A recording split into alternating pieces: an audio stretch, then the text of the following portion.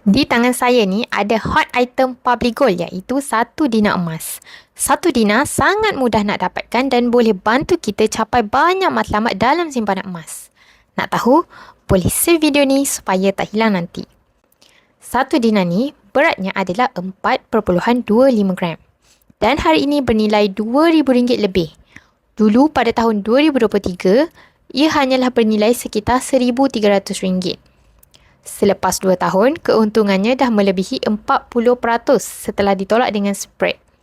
Sangat menguntungkan walaupun hanya 1 dinar. Tu belum lagi item yang lebih besar. Jadi, bagi tuan-puan yang nak dapatkan 1 dinar ni, kalau tak ada bajet RM2,000, boleh mulakan dengan menabung sikit-sikit dalam akaun Gap sehingga cukup berat 4.25 gram.